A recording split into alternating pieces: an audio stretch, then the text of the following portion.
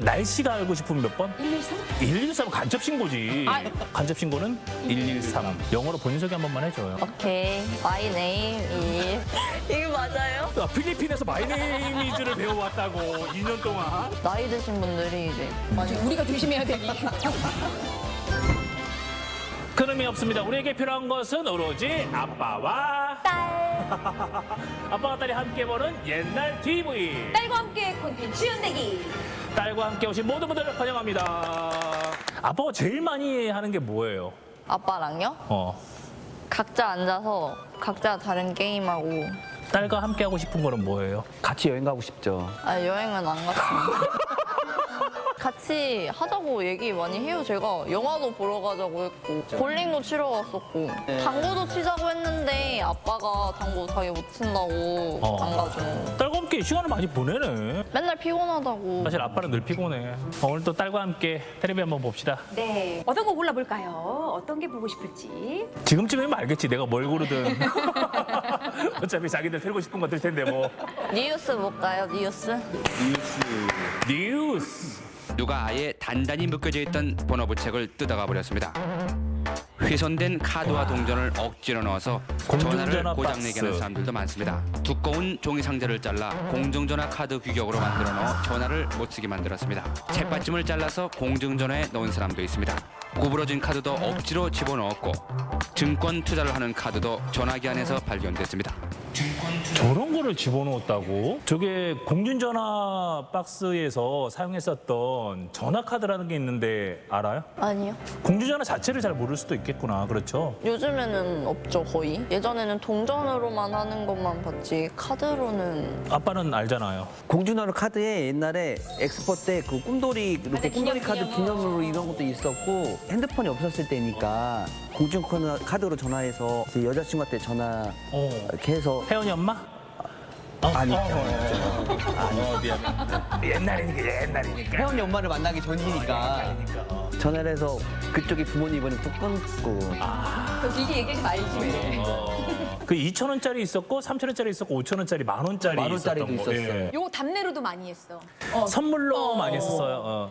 무슨 축하할 일이나 뭐 이럴 맞아요. 때도 그리고 노래도 있었잖아요. 전화카드란 노래. 언제라도 힘들고 지쳤을 땐 언제라도 내 손에 꼭 쥐어준 너의 전화카드 한 장을 뭐 이런 게 있었어요. 그때 20원이었구나.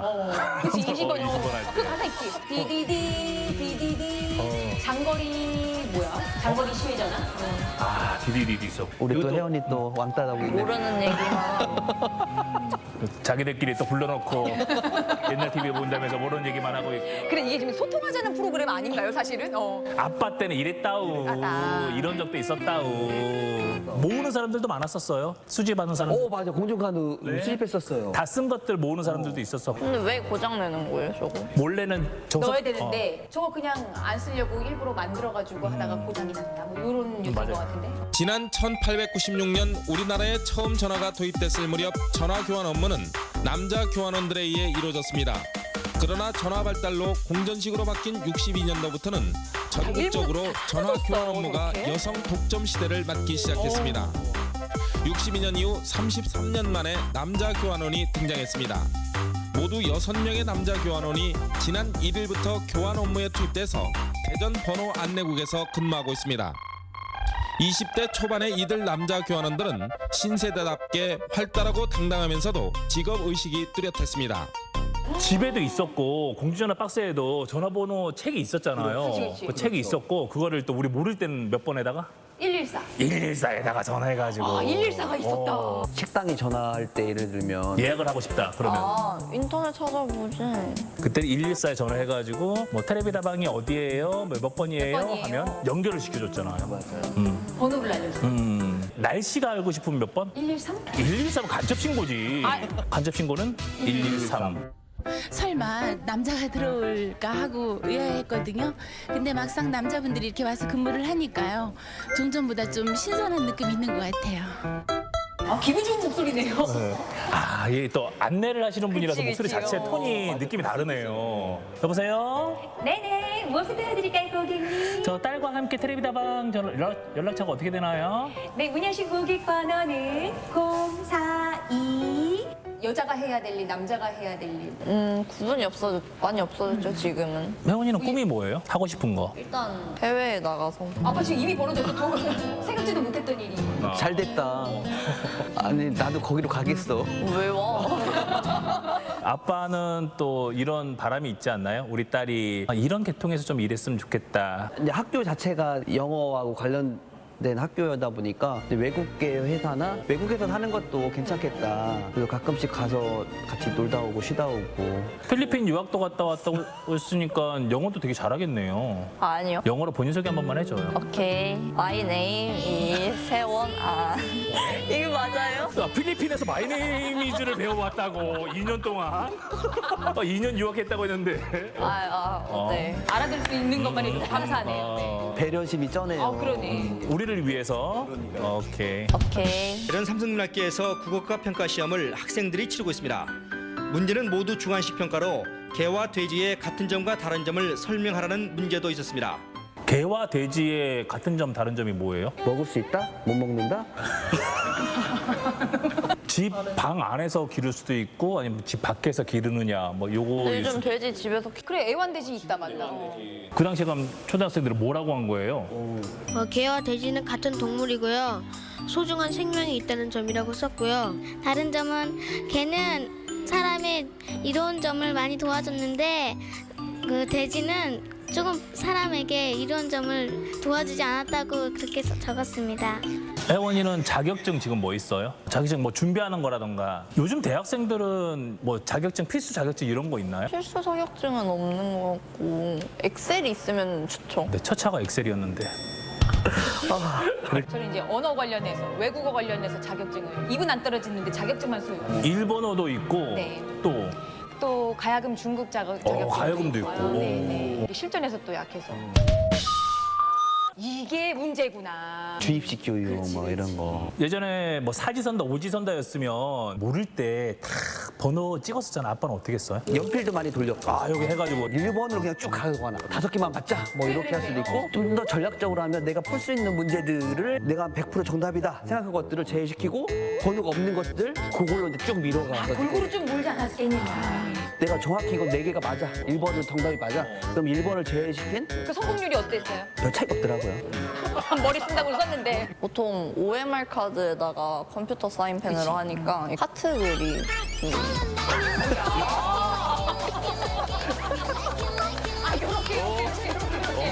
그거는 정말 생각도 못했다. 어차피 시간이 많으니까. 야, 근데 하트를 그렸다면 거의 문제를 풀지 않았다는 얘기인데. 또 똑똑해야 돼, 하트 그리려면. 정답 맞는 경우들도 있었나요? 아니, 좀 다 피해가지고. 그 논술 같은 경우 아니면 뭐 이렇게 주관식 길게 써야 되는 거는 교수님한테 죄송해요 편지를 쓰잖아요. 다음에는 꼭 열심히 하겠습니다. 채점 안 해도 되잖아요. 감사하십시오 이렇게 쓰는 게 더. 당신의 수고스러움을 덜어주니까 아빠 이제 목탄다 목타. My name is. 목소리만 들어도 알만한 유명인들을 동원해서 행운의 다이얼 추첨에 당첨됐다며 부가세나 소정의 수수료만 내라고 한 뒤에 물건을 배달하고 물건값을 모두 요구하는 수법으로 제품을 판매하고 있습니다. 이거는 보이스피싱 대전시 소구 아닌가요? 괴정동에 사는 그런 거네. 김모 씨는 전화 추첨에 당첨돼 16만 원 상당의 백과사전을 주겠다며 부가세 16,000원만 내라는 도서 판매업체의 강요를 물리치느라 진땀을 빼기도 했습니다. 또 대전시 오류동에 사는 김모 씨도 정수기 판매업체에서 다이얼 추첨에 김 씨가 당첨돼 20만 원대의 정수기를 보내겠다고 해놓고 후에 4만 5천 원을 요구해서 제품 인수를 거절하기도 했습니다. 이거는 모르겠는데 기억나는 거 있어요? 책 같은 거 판매하는 거였는데 전집 이런 것도 있고 이 문제집을 뭐 한 것만 내라 뭐 이렇게 해가지고 하면 결국은 나중에 지로용지로 뭐 40만 원 막 이렇게 이랬던 거 제 경험이 아니라 옆집 사람이 친구가 그랬다. 친구가 내가 당한 것도 아니고 내가 한 것도 아니고 친구가 그래요. 요즘에는 뭐 보이스피싱 같은 거 누구한테나 다 받을 수 있잖아요 전화를. 나한테도 왔었다. 저도 왔었어요. 뭐 핸드폰이 고장 나가지고 뭐 이걸로 뭐 보내줄 수 있냐, 돈 좀 보내줄 수 있냐, 뭐 이렇게 해서 나이 드신 분들이 이제 우리가 조심해야 될 이유. 전화번호로 추첨되었다면서 물품을 약간의 수수료로 주겠다 또는 무료로 주겠다고 전화가 왔을 때에는 그냥 끊어버리는 게 제일 좋습니다. 대처 방법으로. 너무 당연한 얘기예요. 보이스피싱 전화 오면 끊어버린다. 현명 방법이네요. 가장.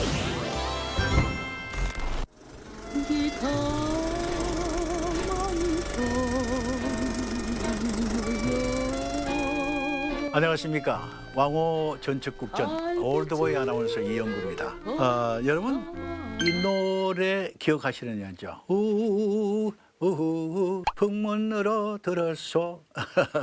여러분 아시는 분은 아시리라 믿습니다. 영화 범죄와의 전쟁을 통해서 많은 분들이 알게 된 노래인데요. 그렇다면 이 노래의 원곡자가 누구신지 아십니까? 바로 1970년대 선풍적인 인기를 끌었던 가수 함중아 씨입니다. 함중아.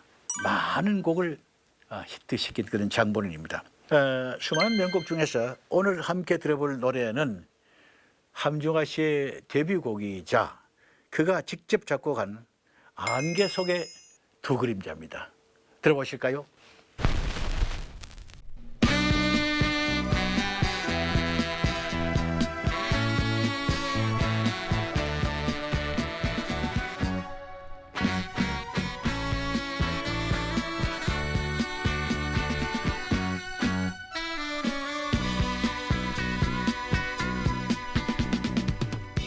자욱한 안개 속에 희미한 가로등 아래 쓸쓸한 두 그림자 아무 말 없이 마지막 잡은 손 따스하던 그 손길이 싸늘히 식어가지만 너를 위해 보내야지 너를 위해 가야지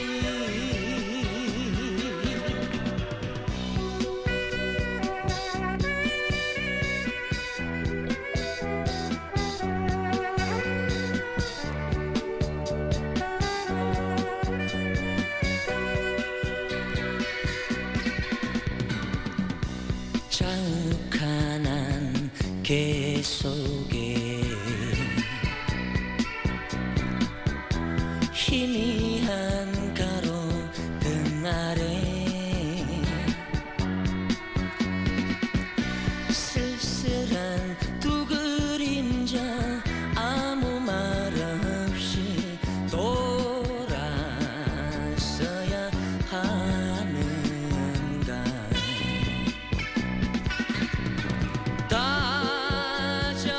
다정했던 그 추억에 미련을 두지 말자 너를 위해 보내야지 너를 위해 가야지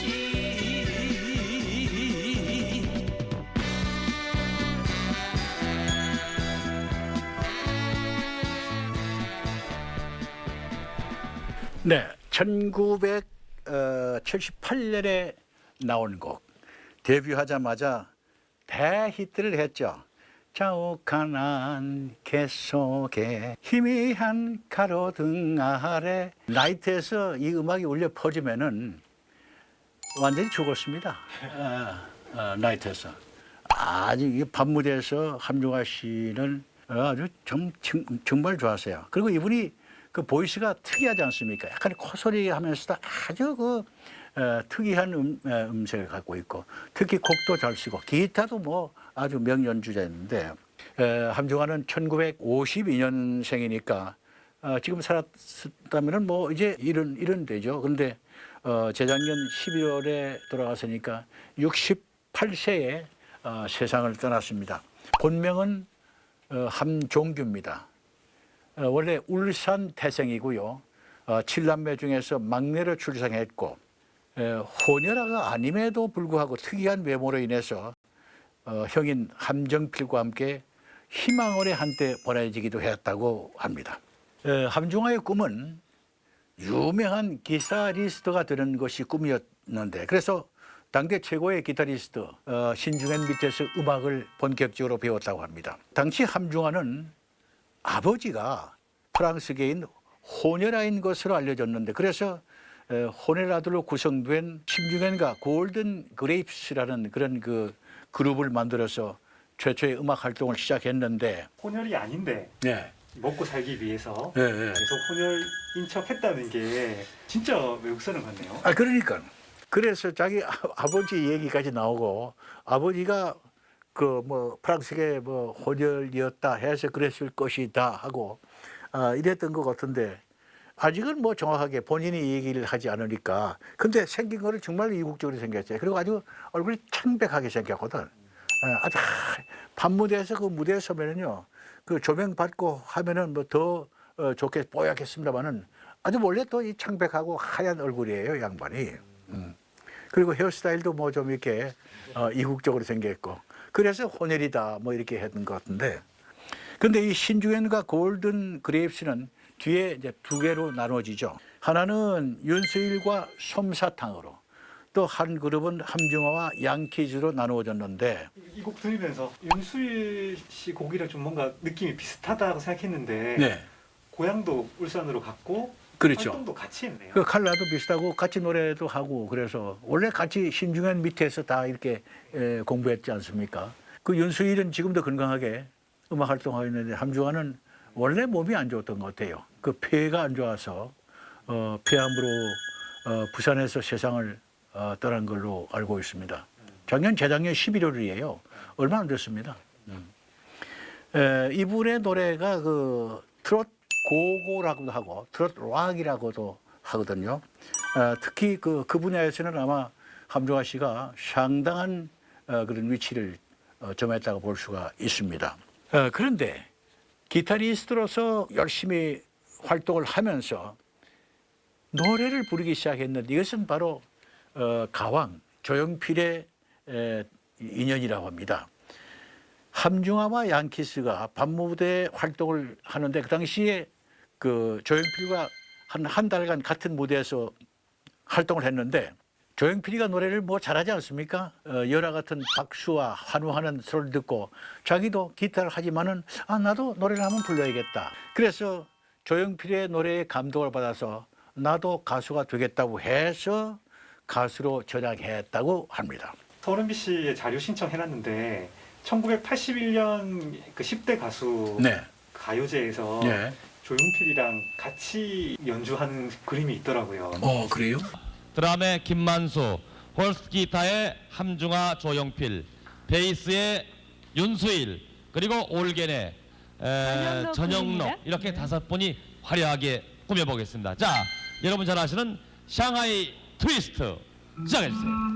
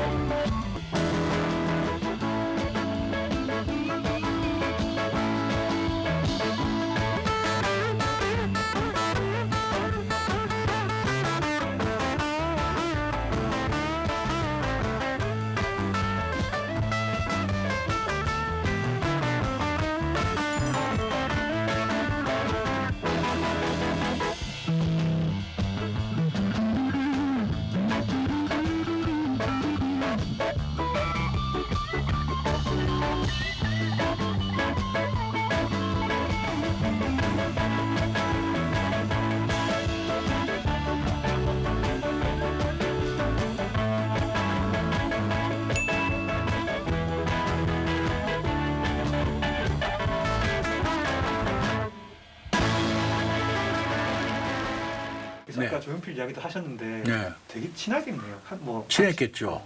조용필보다는 나이는 후배가 아닐까 싶은데 그러니까 조용필이 한테 노래를 배웠다. 조용필이가 어찌 보면은 그 함중아의 뭐라 할까요? 어떤 그런 우상? 함중아와 양키즈는 1978년 안개 속의 두 그림자로 정식 데뷔를 했는데 대마초 파동이라는 좋지 못한 그런 그 분위기로 상당히 가요계가 경직되어 있었는데 어떤 그 새로운 활로를 불러일으켰다. 이렇게 평하기도 합니다. 그 밖에도 내게도 사랑이, 풍문으로 들어서, 그 사이에 뜬 소문, 가수와 여인 등 수많은 히트곡을 탄생을 시켰습니다. 예, 선배님 풍문으로 들었어를 안 들어볼 수가 없는 게 다른 가수의 곡으로 알고 있거든요. 아, 그래요? 인트로가 대박이다. 어떻게 이런 멜로디를 진짜 시대를 앞서간 곡이다. 그렇죠. 정수라는 함중아가 발굴한 가수다.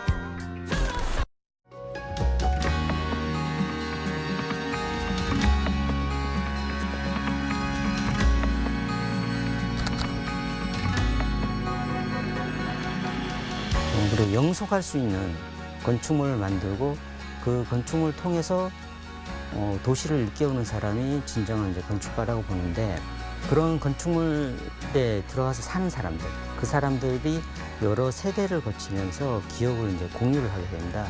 그렇게 기억을 공유하는 과정을 일깨워주고 깨달아주고, 그렇게 하는 사람이 건축가고, 기억이 이제 누적이 되면서 그 누적된 기억이 도시를 변화시킬 수 있습니다. 세상을 변화시킬 수 있습니다.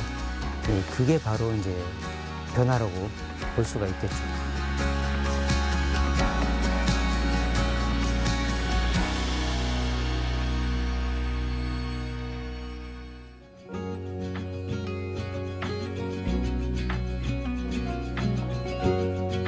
저 여기 근처인데 건축 빼고 다 한다는 이상한 건축가.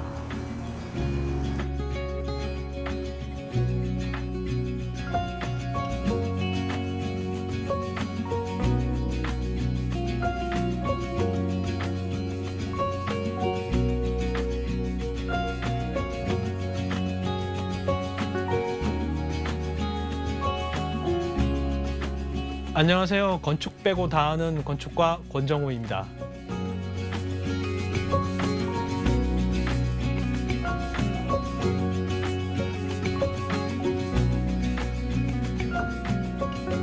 네, 현대극장에 기억나십니까? 그 초록색 외벽 타일이 있었는데 이게 그 현대극장의 외벽 타일입니다. 예.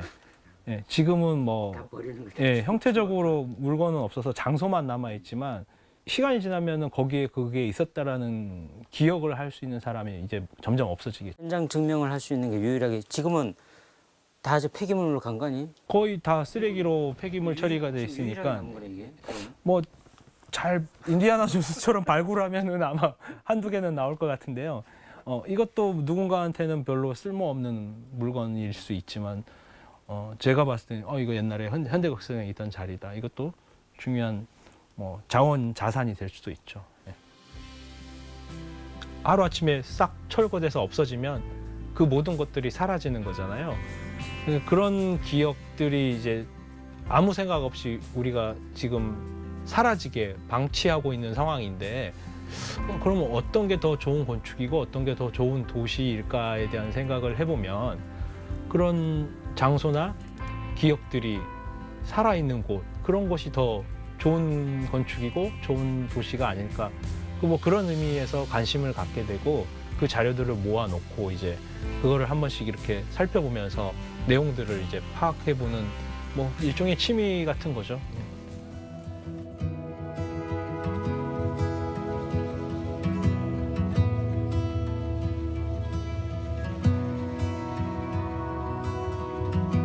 과거에 우리 조상, 선조들은 어떻게 살았을까? 어떤 기준으로 자기 생활 패턴을 이어갔을까? 그러니까 제주에서 보시면 조수간만의 차, 그러니까 물, 그리고 달, 이런 것들이 시간의 변화를 알려주는 어떤 메시지였고, 그거에 따라 사람들이 생활 패턴이 움직였던 사실이 있거든요. 이런 거를 이제 건축적으로 인면으로 이제 표현을 어떻게 할까 생각하다가 그 시간의 움직임을 인면으로 한번 보여줄 수는 없을까, 그런 생각에 이 건물의 인면을 이제 디자인을 하게 된 겁니다.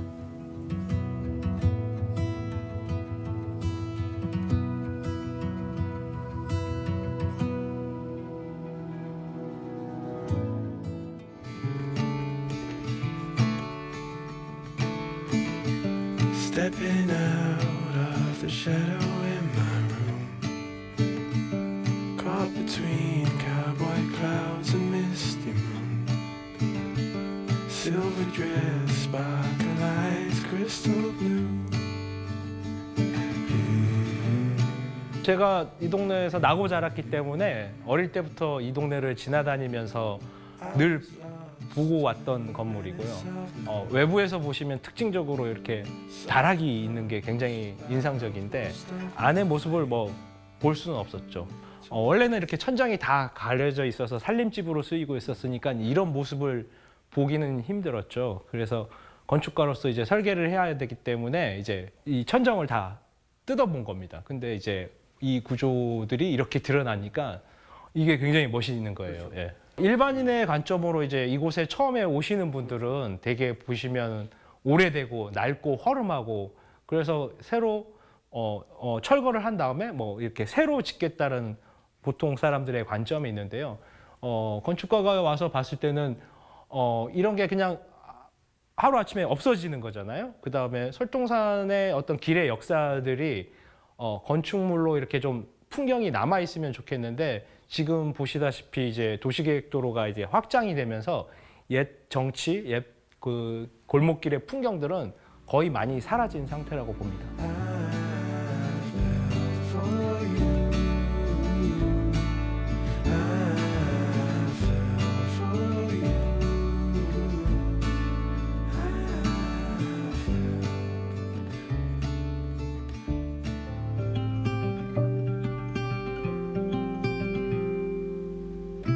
Miles and miles on the clear blue skies, we drive straight as a arrow flies. Nowhere to be, no dreams to chase tonight. We've got time to waste, let's waste it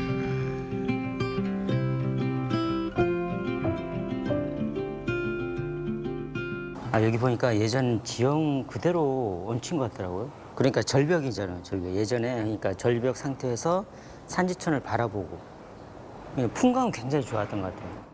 일단 요 위치를 뭐 와서 보시면 지금은 잘 못 느낄 수 있겠지만 옛날 뭐 조선시대 때 제주 성이 있었을 때를 한번 상상을 해보면 아마 성안이 한눈에 다 보이고 앞에 산지천이 이제 흐르고 저 부둣가 쪽으로는 배들이 이렇게 들어온 모습들이 상상이 됩니다. 그리고 여기는 특이하게 안에가 다 이제 절벽, 기암 절벽이 있는 곳이에요. 지금 우리가 외부에서 지나다니면서 전혀 그 흔적을 느끼지 못하는데 이 집의 가장 큰 특징이 그 절벽을 활용해가지고 이제 건물을 말씀하신 것처럼 뒤로 조금씩 늘려가면서 지었다라는 거죠. 네. 나의 시선을 경험하지 않은 사람의 시선이 아니고 내가 그 안에 살던 사람이거나 내가 집주인이었으면 어떤 동선이 있고 뭐가 보이고 이런 풍경들 뭐 이런 것들을 혼자 이렇게 상상을 해보면서 그런 시선들 경험들을 다시 한번 방문한 사람한테 이제 보여줄 수 있는 뭐 그런 디자인 그런 건축을 하고 싶은 생각이 들었습니다.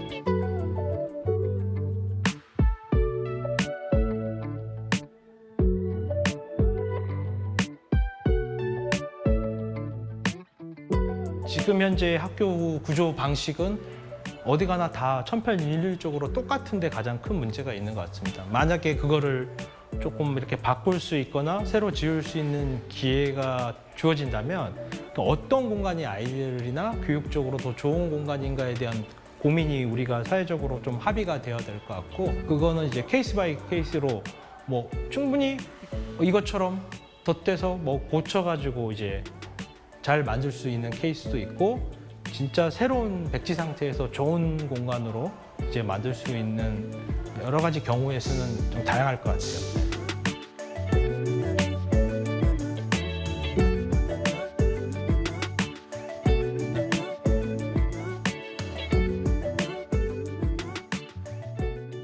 제가 이제 제주 북초등학교 김영수 수반을 설계를 했는데 공간 자체 디자인의 어떤 성과도 있지만 그 학교에 다니던 사람들의 자부심은 아마 제주도 최고의 자부심이라고 저는 생각이 들거든요. 근데 시간이 지나면서 그게 다 잊혀졌는데 학교 도서관을 리모델링 하면서 이게 어느 정도 이제 사람들한테 입방아에 오르고 내림에 따라서 다시 옛 명성, 그 자부심을 다시 불러일으킬 수 있는 작업이 아닌가. 그게 또 건축의 힘이 아닌가 이런 생각이 듭니다.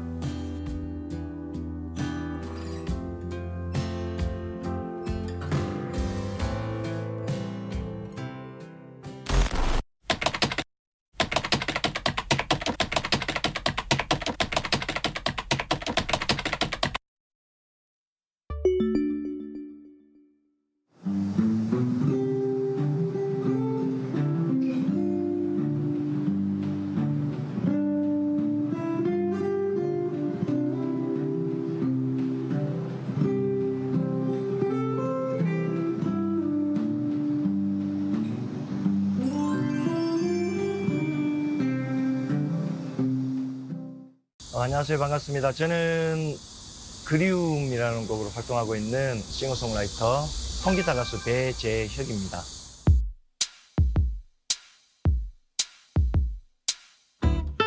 통기타가 이제 그냥 제 삶의 일부분, 삶 자체가 되어버렸네요.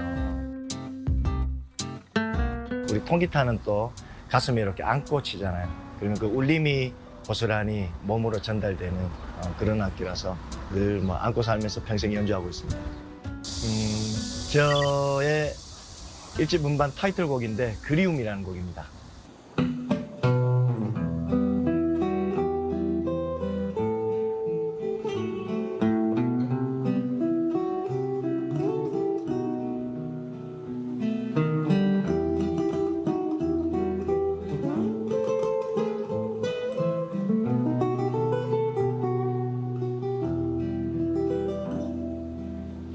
날 떠나간다 그리움 하나만 남겨놓고서 잡히지 않을 곳으로 멀리로 떠나가는 날 눈물만 나는 날은 아직도 잊지 못하여 두 손에 꺼낸 사진에 미소만 짓고 있는데 떠나가라 그리움 사무치는 그리움 가슴 아픈 그리움 떠나가라 여인아 가슴 아픈 여인아 잊지 못할 여인아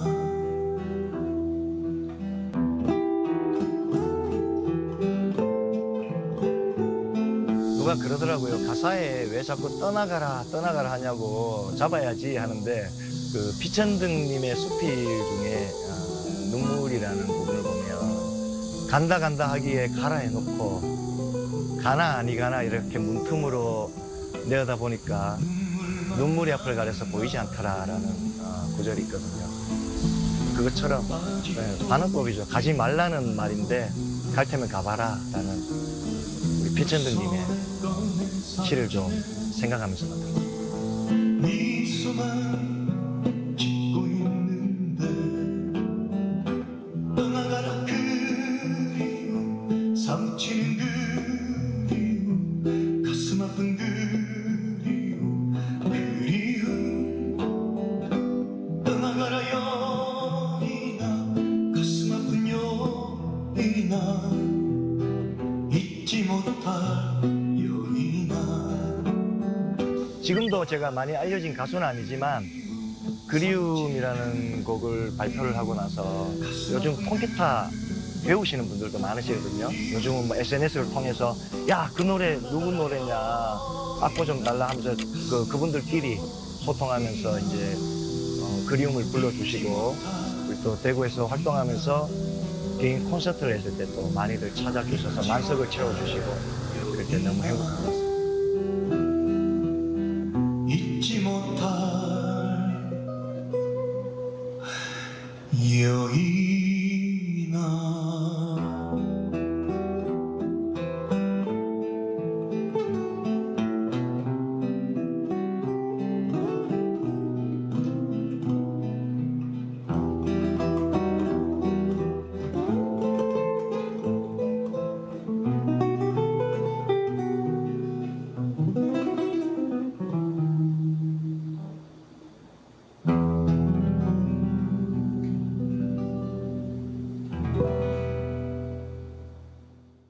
육 년 전 1월 1일 그 추운 새벽에 새벽 2시에 길에서 만났어요. 길에서 만난 우리 유기견 뽁뽁이. 뽁뽁이 좀 너무 착해요. 너무 귀엽고 많은 분들한테 또 사랑받고 있고 우리 뽁뽁이를 위해서 만든 노래고 그냥 가사만 들으시면 뽁뽁이를 모르고 들으시면 그냥 사람과 사람의 사랑 이야기 같은 근데 뽁뽁이라고 느끼시고 들으시면 아 우리 강아지 이야기구나 라는 걸 느낄 수 있을 겁니다.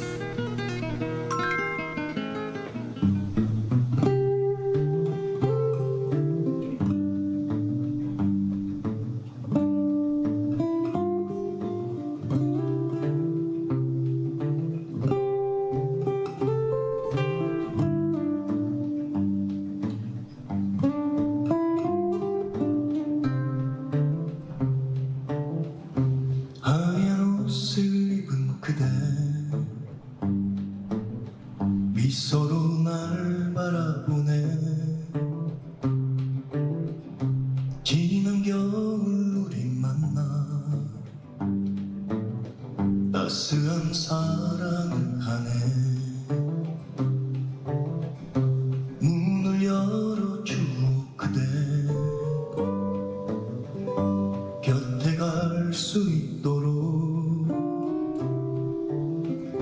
오늘날 그대 품에 안겨 당신을 바라볼 테요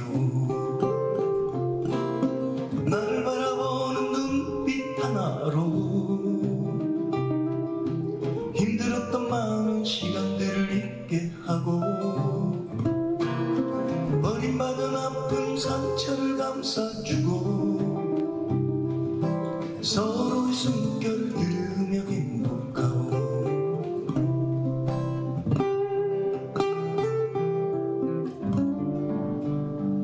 우리 뽁뽁이와 서로 머리를 맞대고 이렇게 잠잘 때 보면 숨소리 새록새록 날 때 그때 저는 너무 막 그 마음이 평온해지더라고요.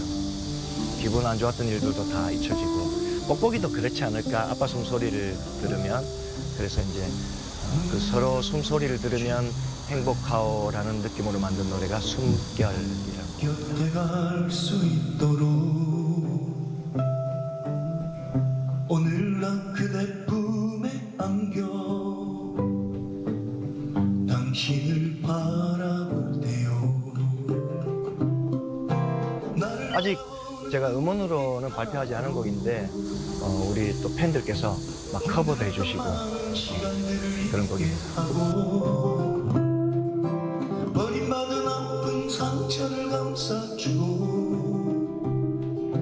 서로의 숨결을 들으며 행복하오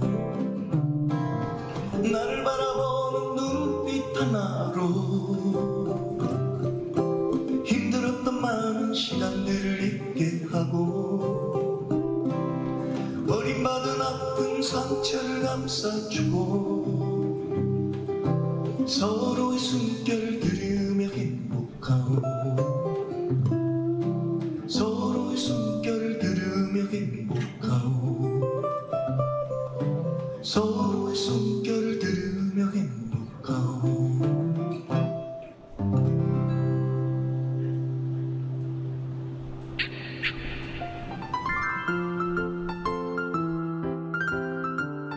과거는 라이브 카페에서 노래하면서 음악을 배우면서 수많은 노래들을 찾아 듣고 음악 여행을 하던 여행자의 시대. 현재는 일집 음반 그리움 봄 같은 노래를 발표하면서 콘서트도 하고 공연도 많이 하면서 그런 창작의 시대. 미래는 방송 그리고 콘서트 다른 매체를 통해서 팬들과 많이 좀 자주 만나는 그런 소통의 시대라고 이야기하고 싶습니다. 곳으로 멀리로 떠나가느나 눈물만 나는 진해현 밤고개야 우해바다의 밀물이 철썩 멀고 먼 길 다녀온 파도가 시퍼런 한숨을 토해내자 갈대숲이 화다 번다. 형님 어서 오시오. 고개를 수구리니 파도 또한 반가라고.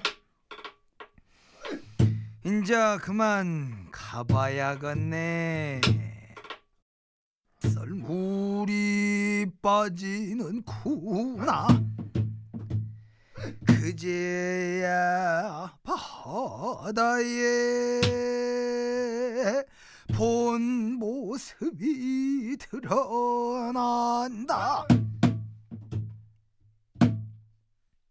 수만 평 갯벌 위에 물새들이 오종종종한 팔도장을 찍어가도 행주치마 질끈 동염의 나낙들은 눈길 한번 주지 않고 홈이 들어 조개 캐는 손길만 분주하다네.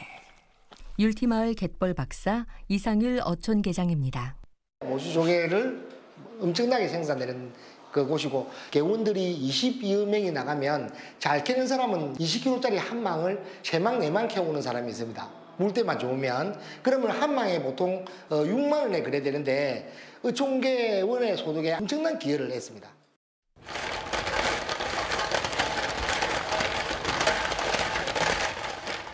엄마, 이것이 뭔 소리요? 전통요리연구가 이상희님입니다. 간단하게 마늘, 잔파 이렇게 얹어갖고 조개국은 비시절이나 지금이나 차이가 없었을 거예요. 이게 본연의 맛이 시원하고 본연의 국물이 맛있었기 때문에 그 시절에도 지금 해먹는 방법하고 거진 동일했을 겁니다. 아마 조개탕은. 바다가 통째로 든 와각탕을 마주하니 탁주 한 사발 생각이 절로 나는구나. 그 시기 곤치 한 마리만 구워주시면 안 될까나이? 아, 왜? 그 푸르스름한 곤치 아시지요? 이 주둥이가 새 부리처럼 길고 뾰족한 그거 말이요. 공치는 코끼리 코 같은 물고기, 상비어다. 이곳 사람들은 곤치라 부른다. 몸이 가늘고 길며 옥빛을 띠고 끝이 뾰족하게 튀어나온 주둥이가 있다. 율티마을 토박이 이철수님입니다. 우리는 그냥 일반적으로 그냥 꽁치만 알았습니다. 꽁치. 그 다음에 이제 꽁치처럼 생긴 꼬지라고 또 고기가 있습니다. 꽁치는 몸이 길고 꼬지는 좀 짧고 통통합니다. 큰 꽁치가 하나 더 있는데 항달치. 또 꽁치처럼 생겼는데 크기 아주 큽니다. 입이 아주 더 날카롭고. 근데 여기서 나는 꽁치는 밑에 줄이 길고 줄이 짧은 그 꽁치가 최고 많고 해. 그게 하꽁치입니다. 혹시 안반이라고 들어보셨는가? 안반. 이 갯벌에 산다든지. 안반어는 길이가 1촌 정도 되는 작은 물고기다. 이곳 사람들은 물길이 굽이치는 곳을 안반이라고 부르는데 잔잔한 물구비가 빙 돌아간다는 말이다. 이 물고기는 뱃속에 모래가 많아 먹기에는 마땅치가 않다. 바다에서 잔뼈가 굵은 물고기 박사 이철수님입니다. 안반어를 한 거 보니까 똥꾸가 맞기는 맞습니다. 똥꾸가 돌밭에만 붙어 삽니다. 똥꾸는 어릴 때부터 똥꾸입니다. 똥꾸.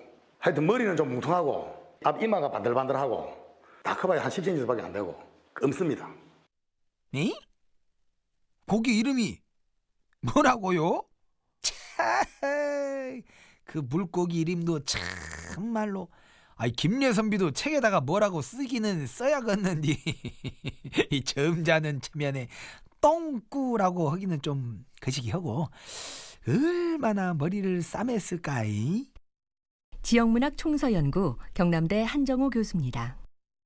김녀는 토박이들이 말하는 그 물고기 명칭을 끌어가서 쓰게 됩니다. 한자를 옮기다 보니까 가장 가까운 한자로 발음대로 소리로 해서 음을 갖고 오느냐 아니면 그 뜻을 갖고 와갖고 분차를 하느냐 차차 보기를 다 써놨어요. 우리가 흔히 아는 감성돔, 감싱이라고 하죠. 이것을 감송, 정갱이를 매갈 이렇게 적어놨어요. 그 다음에 농어 새끼를 까지맥이라고 하는데 김녀는 가달맞이 이렇게 적어놨습니다. 한양 사람 귀에는 이곳 토박이들이 쓰는 말도 뭐 반은 들리고 반은 흘리고 더구나 물고기 이름은 무슨 계보가 있기려나 이리저리 궁리를 해봤겠지. 사투리하고 비슷한 한자음을 찾아서 글자를 붙여보니 호호 제법 그럴싸한디. 그리하여 물고기 장명가가 나셨으니 떡 본 김에 제사 지낸다고 물고기 집안끼리 사돈도 한번 맺어줘 볼까?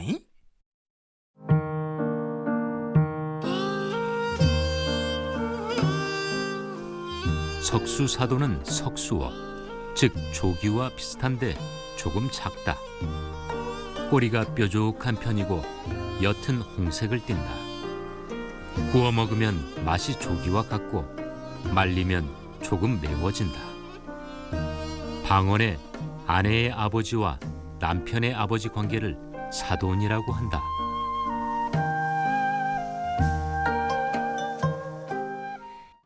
가만히 있어 보자. 이 조기를 먹다 보면은 머리에 흰 돌이 나온다고 돌석자를 붙여서 석수어라 하는디. 이 물고기도 조기 비슷한 맛이 난다 해서 이름이 석수 사돈이랴. 그 비싼 조기하고는 사돈의 8촌쯤 되는 물고기다 뭐 이 소린가? 했다 족보가 복잡한디 골치가 아주 지끈지끈하네.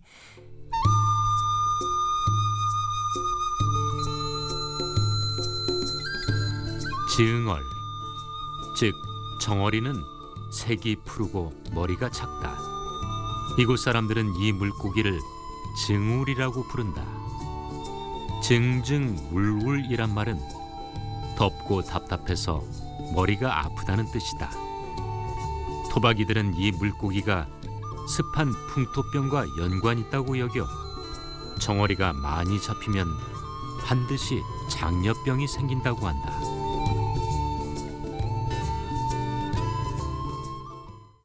고전어보 연구 국립수산과학원 서영상 박사입니다. 우리가 지금 알고 있는 정어리인데 그때 당시에 정울이라고 하고 있었는데 그 한자를 보니까 이게 덥고 답답하고 머리가 아프다. 좀 이렇게 빨리 상했던 모양인지 그거 먹으면 뭐 이렇게 머리 아프고 열난다는 그런 물고기다라고 해서 정울이라고 해서 정어리에 가까운 발음을 한자음으로 표현하기도 합니다. 그렇지. 정어리 상한 것을 먹고 나면은 머리가 아픈 게 이것이 증울이다. 증울 하다가 정어리가 됐다는 건디. 정어리의 몸의 특징을 보면은 척선에 점이 정확하게 7개 내외로 등간격으로 딱 있습니다.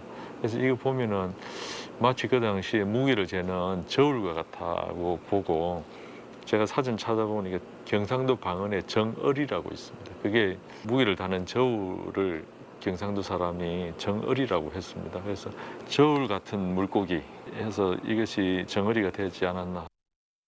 그게요. 이 박사님 말씀은 무게재는 저울이 정울인께 물고기 이름도 정어리. 나도 이제 모르겠어.